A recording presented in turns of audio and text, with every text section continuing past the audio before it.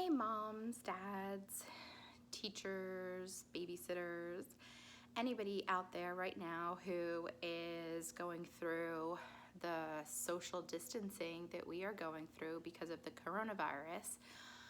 This is a new channel that I thought that I would start up to kind of help you navigate through helping your preschooler to learn the skills that they're going to need for kindergarten. Or, I mean, it can even be used for kindergartners who are struggling with certain skills. I have over 20 years of experience working in different childcare settings. I have my associate's degree in early childhood. I also have my Montessori certification, and while I am not currently working as a Montessori teacher, it's one of those things where once you have worked in Montessori, you kind of just it never leaves you. So a lot of the techniques that I use in my classroom are Montessori based.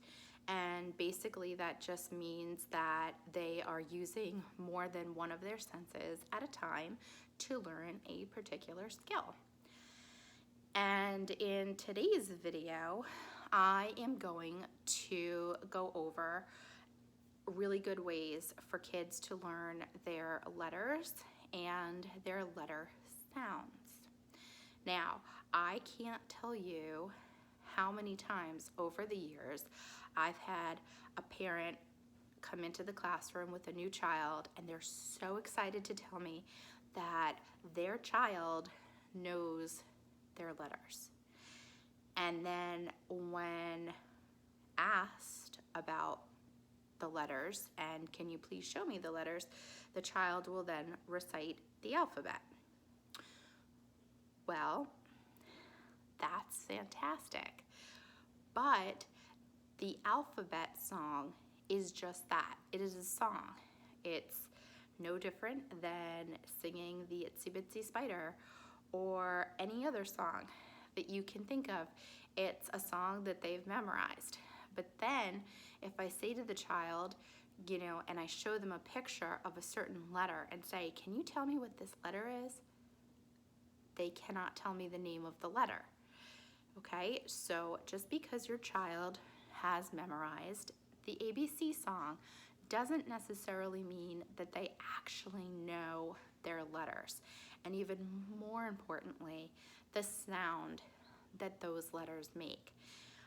It's so important that they learn the sound along with the name of the letter, because when it comes time for them to read, they're not going to read by saying, C-A-T. They need to know what those letters, what the sounds of those letters are, so that they can put those sounds together to form a word. They need to know that C says K and A says A, T says T, so that they can build the word cat and they can read it. So it's so important that you teach both together. Another thing that I have found through the years is that for some reason, I'm really not quite sure why, but parents tend to teach capital letters and not lowercase letters. And I'm not sure why this is the case. Obviously, capital letters have their place in reading. At the beginning of a sentence, you're going to have a capital letter. Proper nouns are going to have a capital letter. They do have their place, but most of the words in a book are going to be in lowercase form. And not every capital letter looks like its lowercase form, so that a child is able to recognize that it's the same letter, just in lowercase form. So, for example, the letter P in capital looks similar to a lowercase p, but a Q, a capital Q, looks nothing like a lowercase q. So it's super, super important to also teach them both capital and lowercase. And I'm going to show you some ways that you can do that. in this video. In Montessori, when we are teaching the children their letters, we use something called a sandpaper letter. Now, the reason that we use a sandpaper letter is because we're invoking more than one sense. We're going to tell the child, this is the letter M. M says Now they're getting a visual of what the letter M looks like. They are hearing, so they're using their auditory skill to hear that the sound of the letter M says and then they're going to use their finger and they are going to be able to trace the letter M and feel what that feels like. So they're going to be using their sense of touch as well, which is super important. So they're really getting their brain activated and involved in learning their letter sound, okay? Now, these sandpaper letters can be kind of expensive, and I'm going to show you a couple like really simple ways that you can make your own kind of sandpaper letter at home that you can use with your child to help them learn their letters and their letter sound. Also, for those of you who are wondering why my M looks like this is a type of print that we call Danielian, and basically it is a combination of print and script. And the reason that some places, especially I think some Montessori schools, like to use the Danielian style print is because it helps the child to transition from the print writing into script. So that's what that is all about. But when you make your sandpaper letters, you can make them however you want. You can make them in just regular style print if you want to. However you want to do it is perfectly fine. Okay, so one easy way to make a sandpaper letter is to literally just cut a piece of sandpaper, and you can use just a regular permanent marker and you can write the letter on the sandpaper, just like that, okay? And then when you're ready for your child to work on the specific letter, you can show them, you know, that this is how we trace it. This is the letter M. M says and they're gonna get the same experience as if they had a actual piece of Montessori material. That's one way. Another way you can make a sandpaper letter is by using a piece of paper. I happen to have cardstock, but you can use any kind of paper or cardboard or whatever you happen to have on hand.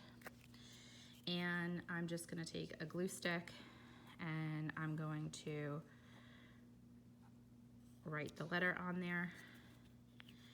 And then I also happen to have some sand. You can use whatever you want. Salt could work. I don't recommend sugar because it would be very sticky. I'm just gonna sprinkle a little bit of that on there. And you can save it, put it back in the container if you want to. I'm gonna just put mine in the trash for now. But then once it's dry, you have a sandpaper letter M. So that works as well. And same thing, this is the letter M, they're gonna trace it, M says and there's your sandpaper letter. All right, so those are just a few ways that at home, while we are socially distancing, that you can help your child to learn their letters and their letter sounds. And now I'm gonna show you a couple ways that you can teach them how to relate the capital letter to the lowercase letter. Okay, so as you can see, this is absolutely nothing fancy. I just took a piece of paper, I cut them into 2" by 2" squares.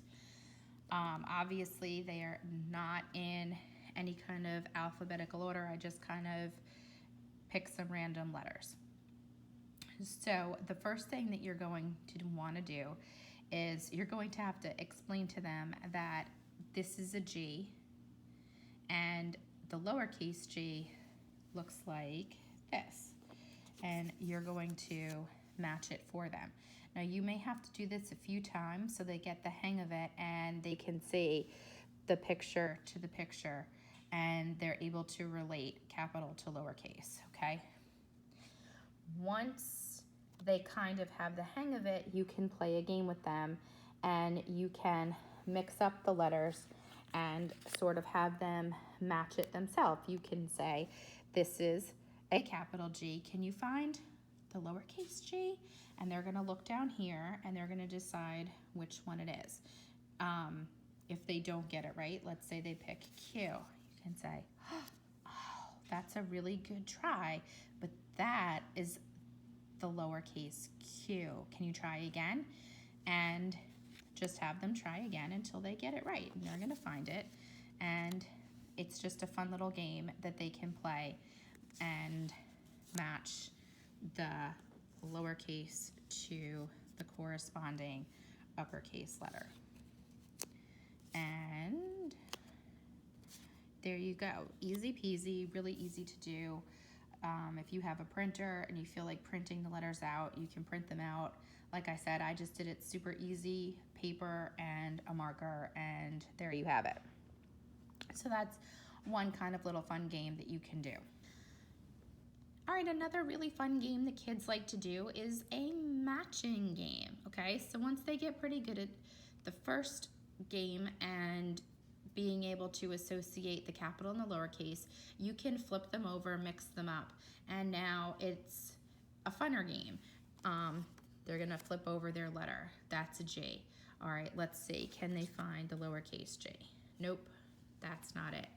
And then, you know, if you're playing with them, you can take a turn, flip one over, up, you found the match. That was luck, guys. I had no idea that the lowercase g was actually there. Okay, so they found that match. Now, when you're playing either of those two games, I definitely don't recommend using all 26 letters of the alphabet at the same time. That's just gonna be way too overwhelming for the child to be able to comprehend all of that information at once. You wanna start small, you know, kind of use your judgment, whether you're gonna pick, you know, 4 letters at a time or 6 letters at a time. Just start small, and then as they get it and they're starting to put it all together and learn those letters, then you can start adding to it until eventually they will be able to do all 26 at one time. But you really have to pay attention and know your child's attention span and, you know, how much they're ready to take in at once. This is something that they're just learning to do. And so you want to start small, and you want to be as positive as you can be, and you want them to succeed. That's the whole point of it, is you want them to succeed. That's how they learn. They're going to make mistakes, and that's fine too, because we learn from our mistakes. But you also want them to succeed so that they want to do this again and again and be able to learn these letters. So that concludes this video. I will hopefully be back tomorrow with another video, probably about letters and sounds again, and some other different games that you can play, and some extensions to like the sandpaper letters and things like that to help your child learn while we are staying home and social distancing and doing all this learning from home. I know that a lot of children out there who are kind of in this preschool age, or you know, even kindergartners, you know, so many schools are closed right now and they still need to be stimulated and learning. And I get it, you know, I know that a lot of parents out there are frustrated.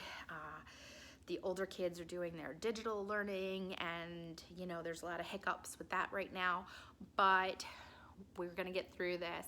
And that's why I'm making these videos. I'm here to help you and just to come up with some ideas that maybe you haven't thought of before.